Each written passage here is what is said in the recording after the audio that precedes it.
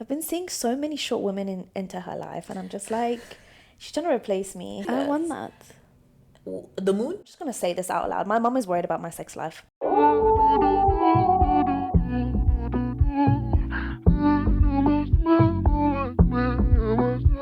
Welcome back to another episode.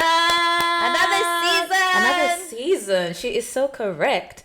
Welcome back, guys, to This Should Bother You with Pateka and Saha. Yeah. Guys, let me tell you something. We've upped our setup. You know, every season things need to get little bit improvement, you know. And right now we have a monitor that is letting us see our faces, and it's just a little bit distracting. A little bit. Just a little bit distracting. Yeah. So if you see her eyes float up, my eyes float up, just know it's vanity. There's no other reason. Yeah. Nothing important's going on. There's no emergency. Pure vanity is what's happening. Yes. Yeah. Like right now, I'm like, ooh. You're like, who's that fine shawty, man? Wow. And we have beautiful lights gifted to us by Miss Rosie, the one and only. If you want to see us unbox them, go watch the last season, please. Yeah. And if you want to see Rosie, go watch the last season. Yes. Because she was there. But welcome back to our returning viewers. Thank you for rocking with us. Thank you for subscribing. If you're not subscribed, please get on it. Or if you're listening on Spotify, follow the show. You know, stick around. We're entertaining. We're cute. Entertainment, giving you enjoyment, value, giving you vibes, nuance, giving good you convos, just fantastic energy for you to carry on with your days. Exactly. Yeah. Speaking of which, what's been bothering you this week, darling? Little things that been bothering me, I guess, is not little things. I think it goes back to me feeling like a child again. I've just realized how bad I am at mathematics and how overwhelmed I get by equations and simple math tasks and spelling and all of that. And I think it does go back to like when I was in primary school and dyslexia and all of these things, and it's come up again at work. When I'm by myself and I'm freelancing, I'm usually just drawing, creating art. I'm not doing too much spell check. I'm not doing too much like adding and subtracting. I'm not a producer. Do you know what I mean? Like, I don't do a lot of those things. Yeah. And I think I worked really hard to pass maths, but damn, I'm realizing like I think it was yesterday and the day before, I was like, guys, I feel so insecure. And I started getting emotional about it. I was like, am I stupid? And what are they having you do? It was just subtracting hours. Like, there's these things that the ADs usually do, but I ended up doing them because they missed like a couple days. I think they missed a couple portion of the block. So I was doing them, just subtracting how much like hours were worked, minus lunch and everything. And I had done the hours wrong. Like I had added them up wrong. And like, obviously I looked back on them and I was like, that was stupid. And it reminded me of the times where I would write like essays and stuff, and I would put the and like I wouldn't even know I was doing it, like and I would read it and be like, oh, sounds perfect. And I just kind of got insecure again, and that's what's been bothering me, is my brain and feeling like I'm a child again and stupid. So you're not stupid. I know that's a harsh word to use for myself. We're all good at different things, and it's okay for you to not be great at everything, and that doesn't reduce your intelligence or your prowess or how excellent you are at many things. So, you know, but I can see how that would have been triggering for you. So yeah, and no matter how much, like, I was telling my boss, I was like, I'm so sorry, like I hope you don't, like I hope you still give these tasks to me. I hope you don't think I'm like not capable of doing them or stupid. She was like, oh my gosh, don't call yourself stupid. She was like, I know stupid people, you're not stupid. Exactly. And but I think it's like a me thing. I know stupid people. Hold on. We all know stupid people. What are they cooking? No, they're just cooking like random people that they probably know in their lives. But like, we all know stupid. I've known stupid people. But yeah, she was just like really nice about it. But I don't know. I was just feeling really down about it. Yeah, especially because I was like in all the lower sets for English and maths after moving from Iran. So like, it's like they wanted to keep me at a lower level as well. It was a lot of things that I just were brought back to the surface that I thought I healed from. So I think it was a bit of like that this week.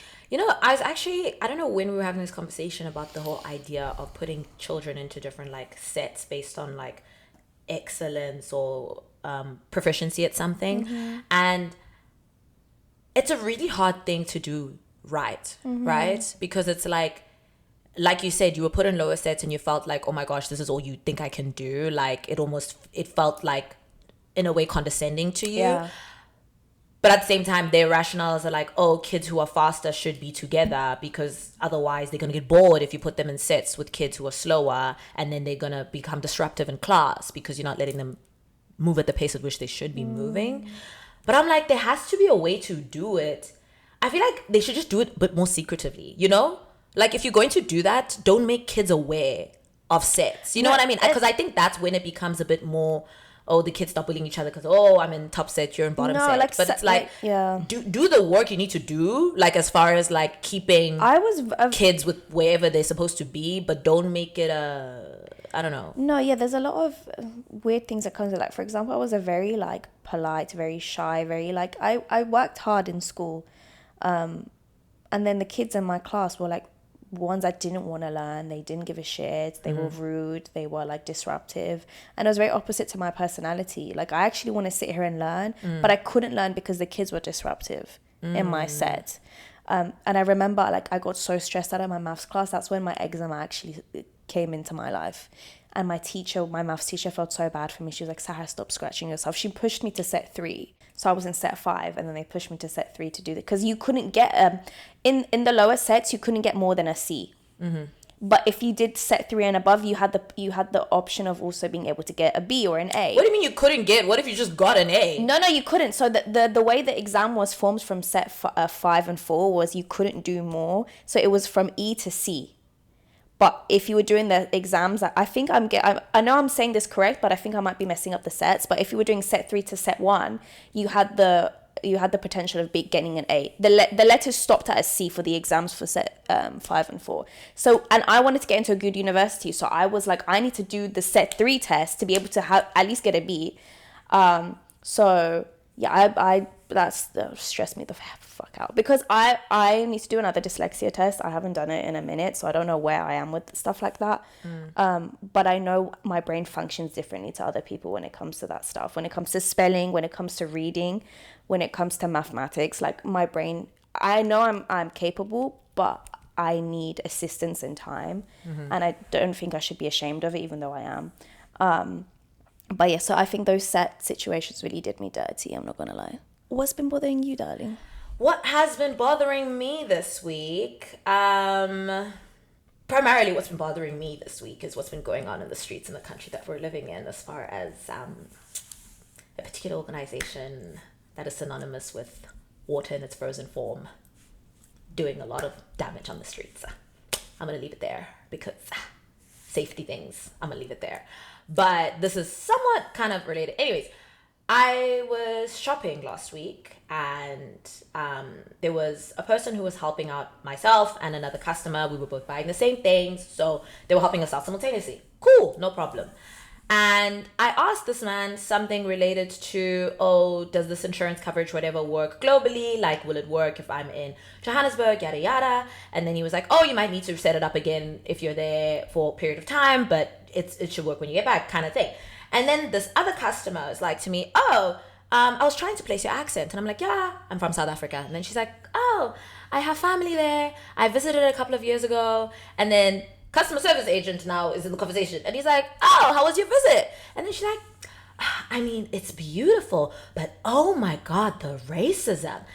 And I'm like, sorry, I need to put a clause here that this is a white woman. Yes. This is a Caucasian when she was woman explaining this, I thought she was like, this woman was black. No, this is a white woman, a white American, from what I could tell.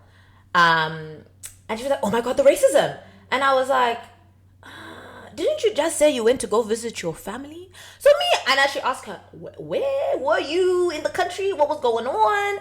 And long story short, I mean, she admitted that she was in very just white spaces. So I'm like, so you as a white woman are telling me you were in white spaces and you noticed how racist the white people in those spaces. What do you want me to say to you, my dear? Like, I was like, I don't know what to say to you, because what do you want from me? Do you want a gold star that you can call a spade, or that, I don't know. Like, I genuinely looked at this woman and I was like, I don't know what you want from me. I just kept speaking about like my lived experiences at home, and obviously it's my home and I love it. So I don't know what you wanted from me. And it's been bothering me because I'm like, I also think I'm not saying don't call out bad behavior when you see it, or don't call out bigotry when you see it, but I think it is very, those in glass houses should not throw stones. Okay? You see where we're living. You see what's going on. You see the racism. And you are trying to tell me that your number one memory from a foreign place was the racism. I'm very confused. I think people love to show that they know things. But I think white people love to show that they're very knowledgeable about things outside of themselves when they're not, and they just yap and they're talking from the wrong textbook. They're talking from wherever. And you know what? And a lot of people do that to get validation from another minority. Yeah, I feel like that was, and I've seen it happen. What she was trying. She was trying to be like, "Oh my God, are you okay?" Yeah. And I'm like, "Girl." And the thing is, it actually pisses me off. Like, this stuff like this irritates me, because I've had someone I've known low-key try to do that to my friends in front of me, and it really pisses me off, because it's like, why are you trying to get validation from another minority? I know a lot about blackness. I know a lot about this and this and that, and I think it's just very fucking cringy, and you need to stop. Think, yes. My mom always says, taste the words in your mouth, on your tongue, before you spit them out. And you think you're being so smart. That's why, and this is my problem. Like, we don't know each other. You don't owe me any sort of performative empathy. Like, you could have just there you said, go. I like that. Performative I've been empathy. there. You have a pretty country.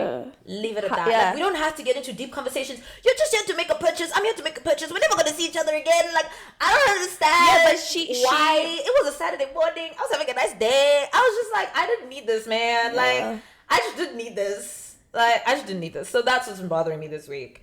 And in fact, it happened 5 days ago. And I'm still thinking about it, because I'm like, actually, what's your name? And that wasn't me. That means like, this person Translation.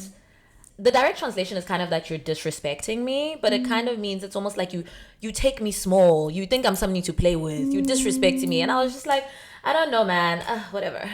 Valentine is coming. Valentine, home. Where's your boyfriend? You are sitting at home. Lonely. Do you not remember the song from social media? Valentine is coming. Oh my God. Sorry, I got the Egyptian man in my head. Hop. No. Valentine, hop. He was so confused. What's Valentine? No, I'm going to play the Valentine is coming song for you. You don't know it. Play it now. That's why Valentine is coming. Okay. I'll edit it. And then inside the Egyptian man, now. تعمل ايه في الفالنتاين؟ ايه؟ تعمل ايه في الفالنتاين؟ انا ما اعرفش على البلطنطاين اللي هتقوليه ده. قولي ايه عيد الحب؟ ايه؟ Yes, Valentine's Day is coming. Yes, I'm trying to go out. I'm not gonna lie. Oh. Like girls' night. No, I love you, but no. Who said I'm involved? I want. What other important woman in my life do I have in this country? She's so popular. I mean, we have. So do you. By the way. Never mind. What, you were gonna cook me? No. What were you gonna say? No, I wasn't gonna say anything. I've been seeing so many short women into her life, and I'm just like, she's trying to replace me. I'm trying to go out, and I'm trying to have a good time. Yes. Because I need to have a good time. By the way, guys, I'm just going to say this out loud. My mom is worried about my sex life. How does that make you feel? It makes me feel really fucking uncomfortable, but also stressed out, because I'm like, if she's worried, what the fuck? What the fuck? I know you be chatting to my friends. Ooh, so you trying to prove her wrong? No, I'm not trying to, but I'm just saying, like, it's something I'm like, I need to have more fun. By that she means dates. Don't be weird and enter her DMs saying weird things. Please. Yeah, don't do that. I've had, especially men, dude, this is why I don't know, men, I'm not talking to you. I'm talking to the gyals. Hi. The pen girls. Men have made me feel very uncomfortable recently. Get out of my spice unless I come to you. Okay. Thank Will you you so go much. though? Will you? Will I go where? If you see a sexy man, will you go? Because you said unless I come to you. Yes. Oh. Yes, I'll try. It. Sarah's come on this internet to lie. She's come on this internet to lie. I've come here to express my emotions. I did not come here to lie. Okay. Anyways, guys, I don't know, man. I just feel like I have two feelings about Valentine's Day. On the one hand, I'm a lover girl down. I love love. I love romance. Give me all of it, okay? So any excuse to love on people and be loved on, whether romantic, platonic, familial, whatever, I'm going to take it. On the other hand, I just feel like we have over-commercialized it so much, and it's almost like we've taken the sweetness out of it. Do you know what I mean? Like, Valentine's Day was fundamentally kind of, in my opinion, just meant to be a day, an opportunity to remind people that you love them, you know? But now it's become this huge thing that is like, oh my gosh, if you don't buy 1,000 bouquets, 1,000 rose bouquets, or if you don't buy her a custom Rolls Royce, or if you don't, I don't know, go steal the moon and bring it onto Earth, then you haven't done Valentine's right. I kind of think it's ridiculous. I want that. The moon? You want the moon? No. Want what? I want the Rolls Royce. Sarah is consumerist princess. No. Yeah. You want the Rolls Royce? I'm venting about over-consumer... Vintage Rolls Royce. I'm venting about how we made Valentine's Day very consumerist driven. I mean, you're saying you want it. Because I've never experienced it. Like, I've never experienced like a commercialized Valentine's for myself. I see it for other people, but I've never experienced it for myself. But I'm saying, and I'm not saying you shouldn't get it. Everyone should have whatever their standard of lux is. And fine, if you are dating a billionaire, by all means, get your personalized Rolls Royce. If only. But I'm like, I think it's missing the point. That's what I'm trying to say. And I think it's because I'm a lover girl that I'm like, I think it's missing the point. Like, do whatever you want to do, even whatever, go off if you can afford to. But I'm just like, remember that at the heart of it should be sincerity. And at the heart of it should be adoration. And at the heart of it should be love. Wow. I know. And that's very true, because I would say all of this. I want this like bougie thing. I want this nice thing. And, you know, it kind of gives... I was speaking to my friend about this yesterday. My colleague, actually. I was speaking to him about this yesterday. I was like, the things I want kind of gives like a rich billionaire man will be able to give that to me. But I don't like rich billionaire men. I like pretty women. So... How are you going to get it? Because I'm not saying women can't give that to me, but the chance of you doing too much for me is unlikely. When it comes to women, I'm like, oh no, that's not going to happen. The things I want and the things I want don't go together. I mean, it could happen. You could date some rich, sexy, hot mama. Listen, I've been into women recently who love like, or even a lot of my queer friends, like they love like camping. Yeah. So yes, you have a bunch of queer friends who want to be in nature and you would like to not I be. appreciate it. I just get me a nice cabin. Get me a nice, little bathtub massage situation, a nice canvas and some paints. If you want to play basketball, get me a nice courtside situation, some nice food. Like, I'm that girlfriend. Like, sit there and look pretty vibes. Like, if you want me to be doing exercises with you and climbing mountains with you, I don't think it's just not gonna happen. It's just you've pick the wrong girlie. Maybe the right girl can change me. Maybe the right person can change me, but I don't. Good luck to them. I tried to get her to come with me to Pilates. I did go to Pilates. Once. Twice. I wasn't there the other time. 3 times, actually. Oh. But my work hours don't really let me do that. And I have to do a lot of other things. But that needs to become a priority. I think exercising needs to become a big priority in my life. You can just wake up earlier. What, like it's hard?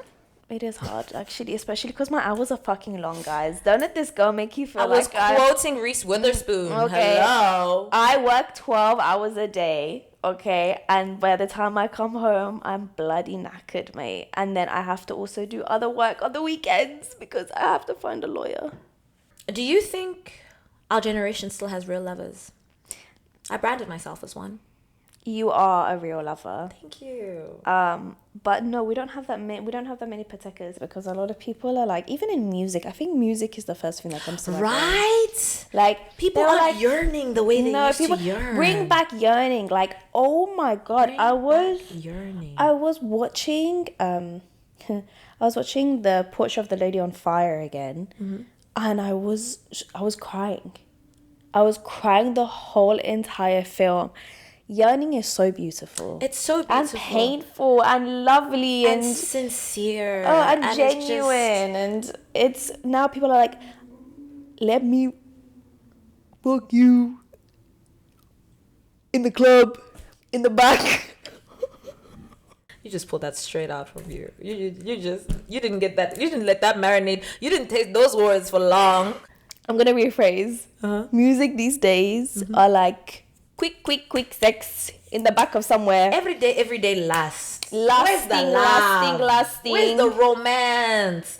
Where's the crying, begging? You know, people used to say they can't breathe because they didn't have their loved air. Like if you don't exist, my life doesn't exist. Like I want to die for every strand of your hair vibes. Do you understand? Like Persians actually sing really well when it comes to yearning and love. Wow, poets like Hafiz and Maulana, wow. But you know, none of that in today's generation. You see it in a little bit of like more niche music or more like low-key artists. I feel like people are trying to bring it back, but a lot of what we're seeing in the mainstream is just not giving. And even in movies, like romance movies, like if I see a romance movie that was made after 2010, I'm immediately like, it's not gonna bang. It's not gonna bang. I want to be proven wrong. And I actually did watch one last night that proved me wrong. And it is the only thing that I've seen recently of a recent romance movie that I was like, okay, this is beautiful and it's so soft and gentle. It was gonna be the thing I put people onto anyways, but it's called Sylvie's Love. But I'll speak more on it. But like I watched it recently. It's got Tessa Thompson, Namdi Asamoah, who plays like the saxophone player. It's so, you'd love how it was filmed. It was beautifully filmed, but also, anyways, it's hard to find, I don't know. And a lot of things that you read online kind of blame it on the fact that we were just raised in this era of like instant gratification. Yes. So now people want that to apply to their love lives as well. Like, why should I work hard and pine for you when I could just scroll on the internet and see a million other fine babes? But again, that's not even like, I'm on these dating apps now and I'm just like, this is not fun. Like I want to genuinely, like, for the plot, for the story, for this will they, won't they yearning situation. Like I'm a bit of a weirdo for stuff like that. Like I'd love a story. I'd want to have a film as a, you know, my love to be like a film. Yeah. I'd want to walk into somewhere, lock eyes with someone, be like, oh, wait, where do I know you from? Are you the love of my life? Right. And then all of that to unfold slowly. Like find out that, you know, we like the same things. Somehow they know this and like I think we were speaking about this with some of my friends. Also, I feel like I'm shifting the conversation, but they were like, do you believe that like you have one person out there for you? Like one person like just made for you? Or do you think that you could fall in love with multiple different people and like it's okay to fall in love with different people through different phases of your life and that there's more than one person out there for you? And I was like, no, I'd like to believe that there was one person specifically molded for me. Just one? Just one. Out of the 8 billion on this planet? Yes. I truly believe that. Wow. I truly believe that. I truly believe like I am complete by myself, but I genuinely believe that there is someone else out there that it's like, that's meant to be in my life. Like all my friendships, it's because when I look at my friendships, it's because when I look at all the important women in my life and all the important people in my life, I'm like, there is no way this is random. There is no way this is random. But there's many of us. Yes, but when it comes to love, I don't believe in... So you're not in love with us? I'm talking about actual like being with someone. I know what you mean. You know what I mean? I know what you mean. Yeah. I'm just teasing you.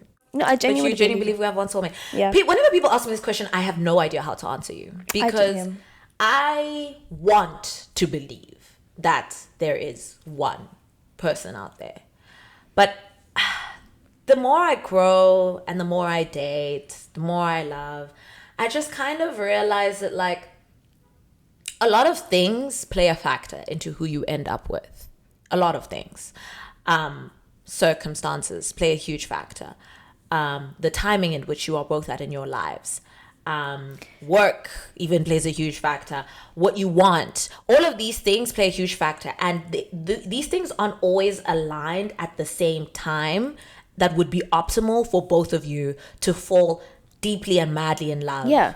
So this is why it just makes me believe that, I don't know, I think they are if anything, I think they are a very, very, very, very, very small number of human beings that you could be soulmates with, Yes. right? But I don't know if I think just one. But I don't know because like, yeah, I don't know. I changed my mind a lot about this thing because I'm just like, there are so many cases where people like loved, right? They got married. They were with this person for like, let's just say a decade, and then the person passed away. You're a widow at 37. You're telling me you don't believe you're ever going to fall in love again? No, it happens for people. They fall in love again. And they find another soulmate. And they find another resting place for their heart. That's an interesting case though. But I genuinely believe like, okay, that was a part of their plan. But I genuinely believe like, a certain person is made for you. A certain soul is made for you to experience that soul. And like, obviously, like, and if you've had other partners before and like, obviously you're like, oh, but I love them all. And then this happened. I'm like, yeah, but they're all leading up to the main one. That was just a phase in your life for you to learn to be prepared for your actual soulmate. So in the case that I gave you, the dead partner was just a phase. That is a specific case. That is, we don't have. But it happens frequently. People die. People die. And people fall in love again. Yeah, but I also know a lot of people who never married again after that. So that's what I'm saying. If it's if your soulmate actually goes and you don't end up, well, that wasn't meant for you. But if you do, that's good. Like, I'm sure God wanted multiple for you. But I don't know, guys. I just feel like there's one for me, okay? And I'll see myself in them. And one thing I've always said that people roast me on, I'll know when that person is my soulmate when I look at them and I see the world. That I always say. And for me, that definition is only for me to understand because I don't think I could put it into words of what the world means for me. But I would know. Okay. That's how I feel, and I don't know, other people feel differently, yeah, and that's okay. But I genuinely believe there is one person made to understand my chaoticness and my brain and my weirdness and my badness and my prettiness and my craziness and my horribleness and all of it. That's lovely, darling. I, for one, I'm not sure where I stand on the matter.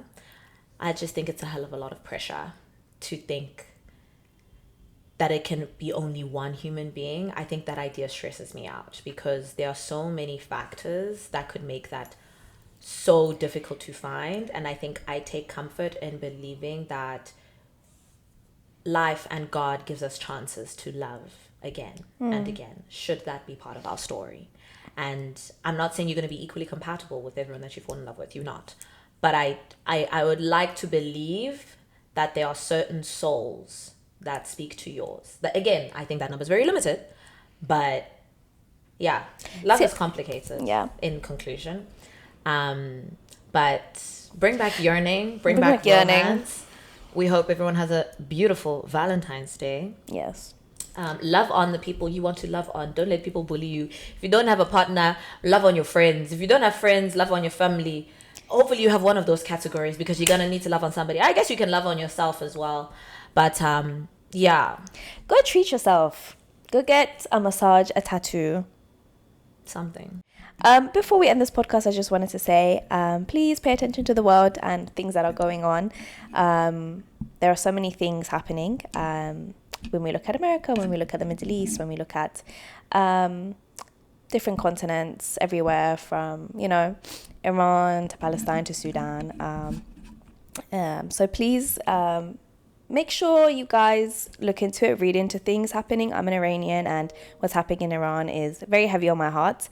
I look collected, which is great, but it's not every day. So, yeah, pay attention, read up on things before speaking about things.